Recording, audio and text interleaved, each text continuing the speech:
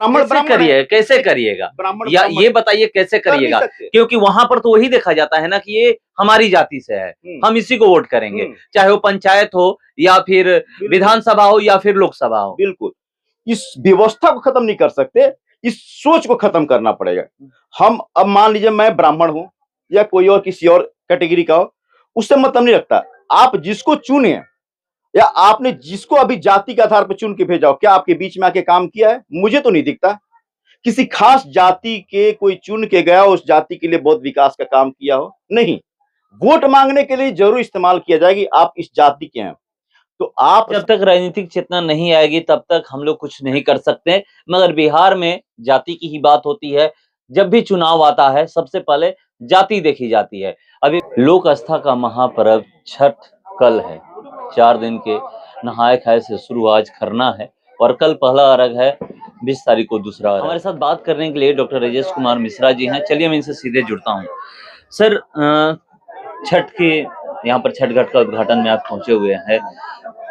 छठ पर्व को लेकर के आप अभी बोल भी रहे थे कि मैं बहुत सारे घाटों पर गया, वहां पर गए तो क्या आप पाए, क्या कुछ कमियां थी या फिर जो कमियां हैं उसको आप लोग किस तरह से देख रहे हैं? जी, सबसे पहले इस लोक आस्था के महान पर्व छठ या आप सभी क्षेत्रवासियों को हार्दिक शुभकामनाएं देता हूं। और पिछले कुछ दिनों से बहुत सारे घाटों पे जाना हुआ मेरा, और मैंने ये पाया कि बहुत युद्ध स्तर पे युवा, और ये दिखती है मुझे युवा शक्ति कि इन्होंने कितने डेडिकेशन, कितने समर्पण से और स्वास्थ्य सफाई के साथ उसको उन्होंने घाटों की सफाई की, व्यवस्था स्थापित किया। लेकिन ये अभी छठ नदी का तब मुझे दिख रहा, उससे पहले मैं बहुत सारे घाटों पे गया।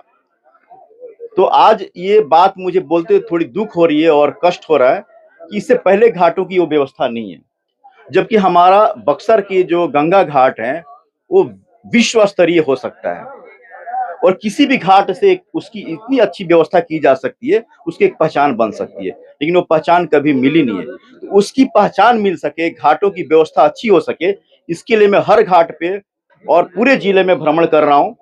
और हम सभी जानते हैं कि ये छठ पर्व की शुरुआत पूरे बिहार से हुई है, और आज हम सब जानते हैं कि हम संस्कृति और परंपरा में विश्वास करते हैं, और आज छठ विश्वव्यापी रूप ले चुका है।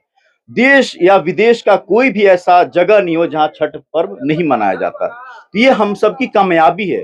लेकिन इस कामयाबी में हम बक्सर वाले पीछे छूटते चले जा रहे हैं। तो मेरा अब ये संकल्प है कि हर क्षेत्र में जाके युवाओं को और जो हमारे समाज के बुद्धिजीवी हैं, प्रबुद्ध जन हैं, उनको जगाऊं, उनको बताऊं और समझाऊं कि हमारे यहाँ चेतना, जन चेतना हो तो हम राज्य है नहीं, पूरे देश में सबसे ऊपर होने की ताकत रखते हैं। क्यों पीछे रह गया सर? 2 कारण है इसके। एक तो ये मुझे ऐसा लगता है कि ये सोची समझी, ये या तो षड्यंत्र हो सकता है, क्योंकि आप देखिए इस जगह का विकास तो वही कर सकता है जो इस जगह से भावनात्मक लगाव रखता हो, एक शिक्षित हो, समझता हो व्यवस्था को। नहीं तो आज चुनावी दौर आ गया, आप देखते होंगे बहुत सारे लोग आएंगे और पैराशूट मैकेनिज्म से आके कुछ फूल माला का अर्पण करेंगे और फिर चले जाएंगे। आपको समझना पड़ेगा, विकास वैसे नहीं हो सकता। नेता बना देंगे, नेता बना के आगे भेज भी देंगे, लेकिन आपका बक्सर कहीं पीछे छूटता चला जाएगा, युवा कहीं पीछे छूटता चला जाएगा। आप देखिए युवाओं को साथ लेके चलने की बात नहीं हो रही है, युवाओं को लोग पीछे लेके चलते हैं, और मैं हमेशा युवाओं को साथ और आगे लेके चलता हूं। तभी हमारा, क्योंकि हमारा, आप, मेरा ये आकलन है आज के डेट में कि ये व्यवस्था अभी जो आज की व्यवस्था है सेम रही तो अगले 10 साल में हमारा देश पूरा कोलैप्स हो जाएगा, क्योंकि हमारा युवा कहीं भटक चुका है। युवाओं पे ध्यान नहीं दिया जा रहा है, क्वालिटी ऑफ एजुकेशन पे हमारा फोर्स नहीं है, हमारा आकर्षण नहीं है, हमारा एम्प्लॉयमेंट पे ध्यान नहीं है। तो युवा रोजगार के तौर पर कुछ और साधन की खोज में निकल पड़ा है, जो कि समाज के लिए घातक है। तो मैं युवाओं की, उनकी शक्ति का सृजन कर रहा हूं ताकि युवा अपनी शक्ति को पहचाने। हमारे देश के बागडोर उनके हाथों में है और मैं उनके हाथों को मजबूत करने में लगा हुआ हूँ। और अभी आप बोले कि नेता लोग आते हैं पैराशूट से और वादे करते हैं, फूल माला पहनते हैं, उसके बाद चले जाते हैं। हाँ जी। बक्सर में बहुत सारे बड़े-बड़े धार्मिक काम हो रहे हैं। पिछले साल बहुत बड़ा यज्ञ भी हुआ था। बहुत बड़े-बड़े साधु संत वहाँ पर पहुँचे हुए थे। यहाँ पर सांसद और विधायक 2 लोग ऐसे होते हैं, बक्सर की मैं बात करूँ बक्सर जो विधानसभा क्षेत्र है या फिर बक्सर लोकसभा क्षेत्र है। लोकसभा क्षेत्र में सांसद का काम होता है और विधानसभा में विधायक का काम होता है। तो क्या ये दोनों जो शख्स हैं, काम नहीं कर रहे हैं?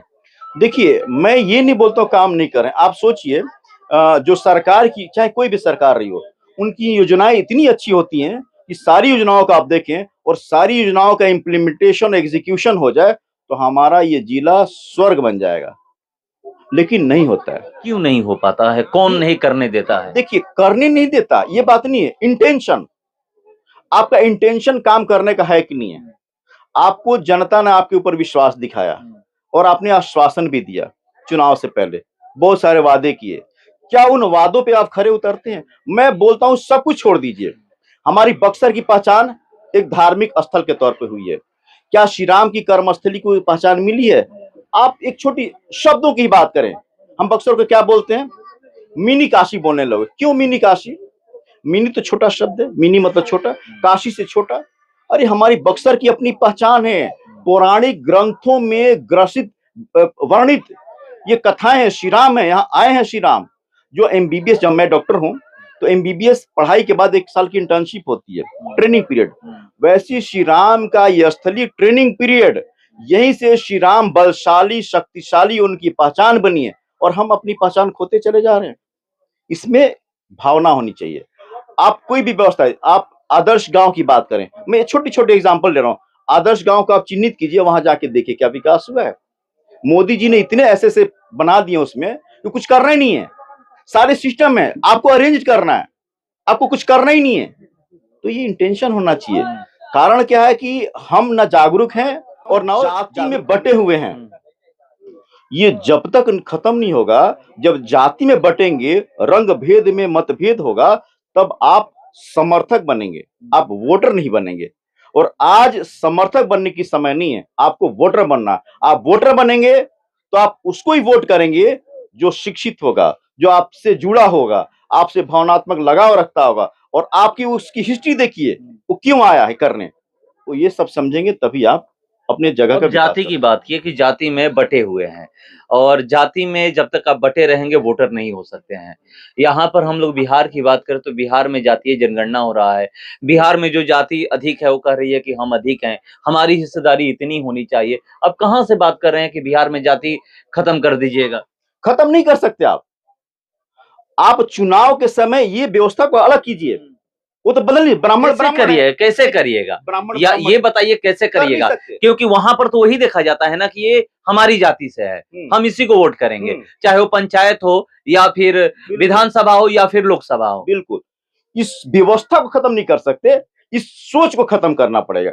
हम अब मान लीजिए मैं ब्राह्मण हूं या कोई और किसी और कैटेगरी का हो, उससे मतलब नहीं रखता। आप जिसको चुने या आपने जिसको अभी जाति के आधार पर चुन के भेजा हो, क्या आपके बीच में आके काम किया है? मुझे तो नहीं दिखता। किसी खास जाति के कोई चुन के गया हो, उस जाति के लिए बहुत विकास का काम किया हो? नहीं। वोट मांगने के लिए जरूर इस्तेमाल किया जाए कि आप इस जाति के हैं। तो आप समझिए, आप कोई भी काम पूरे समाज के लिए काम होता है। कोई व्यवस्था बनती है, पूरे समाज के लिए व्यवस्था बनती है। अब ये घाट बना तो पूरे समाज के लोग ही इस्तेमाल करेंगे, किसी खास जाति के लोग नहीं इस्तेमाल करेंगे। ये चीज को समझना पड़ेगा, ये चेतना लाना पड़ेगा। जन चेतना जब तक नहीं होगा, राजनीतिक चेतना जब तक नहीं आएगी, तब तक हम लोग कुछ नहीं कर सकते। चलिए, जब तक राजनीतिक चेतना नहीं आएगी तब तक हम लोग कुछ नहीं कर सकते। मगर बिहार में जाति की ही बात होती है। जब भी चुनाव आता है सबसे पहले जाति देखी जाती है। अभी बिहार में जातीय जनगणना हो चुका है और सबको पता चल गया है कि किसकी कितनी जाति है। मगर ये कह रहे हैं कि जाति जब तक समाप्त नहीं करेंगे तब तक हम वोटर बन नहीं सकते हैं। मगर जब वोट देना होता है तो जो भी वोटर होते हैं सबसे पहले अपनी जाति देखते हैं कि ये मेरे जाति से है, मैं इनको वोट करूंगा, ये मेरे जाति से है, मैं इनको वोट करूंगा। मगर ये खत्म कब होगा देखते हैं, बिहार में कब बदलाव आता है। जैसे और राज्यों में जाति की बात नहीं होती है, विकास की बात होती है, उसी तरह बिहार में कब जाति की बात ना हो करके चुनाव के समय सिर्फ विकास की बातें होगी। फिलहाल इस खबर में इतना ही, बने रहिए हमारे साथ। नमस्कार।